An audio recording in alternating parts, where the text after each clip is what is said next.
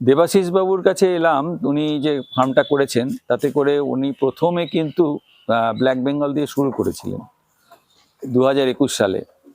তারপরে উনি 2023-এ এসে তেইশে এসে উনি বিটল, সিরোহি এবং গুজরি বলে যে জাত এগুলোকে নিয়ে এসছেন।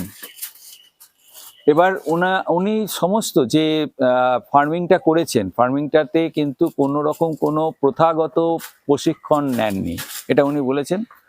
উনি দেখেছেন, কোনো ফার্ম থেকে দেখেছেন, এবং ইউটিউব এবং ফেসবুক বা সোশ্যাল মিডিয়াতে যে সমস্ত ভিডিওগুলো হয় সেটা খুব নিবিড়ভাবে উনি পর্যবেক্ষণ করেছেন এবং সেখান থেকে যতটুকু শিখেছেন ততটুকু কাজটা করেছেন, যেখানে ওনার একটা প্রত্যয় হয়েছিল যে এই ধরনের বিটল বা ইত্যাদি এরা যদি পালন করি তাহলে পরে আমাদের খুব ভালো হবে।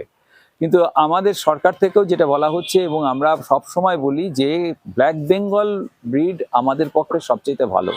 তার একটা কারণ হচ্ছে কি না, ব্ল্যাক বেঙ্গল প্রায় বছরে দুবার, এটাকে বলা হয় 2 বছরে 3 বার, অনেক সময় দেখা যায় 14 মাসে, যেটা উনি বলছেন 14 মাসে 2 বার। তো এরকমভাবে মানে অর্থাৎ কিনা এদের বাচ্চা দেওয়ার ক্ষমতাটা অত্যন্ত ভালো। আবার কি হয়, একবারে 2টো বা 3টেও বাচ্চা হয়। তো এইটা কারণেই আমাদের বারবার বলা হয় যে যেখানে মানে বেশি বাচ্চা হয় সেই জাতটাকে ধরে নিয়ে এবং তাদেরই বড় করাটা ভালো, এবং সেখান থেকে আমাদের লাভটা বেশি হয়। এবং সেখানকার যেটা মেল থাকে অর্থাৎ কিনা পুরুষ থাকে, সেটাকে খাসি করে নিতে পারলে পরে তার ওজনটাও বাড়ে, তার যত্নার্থী করা যায়, তাহলে ওনার একটা লাভ থাকবে। এটুকুনি আমার বলার। ধন্যবাদ।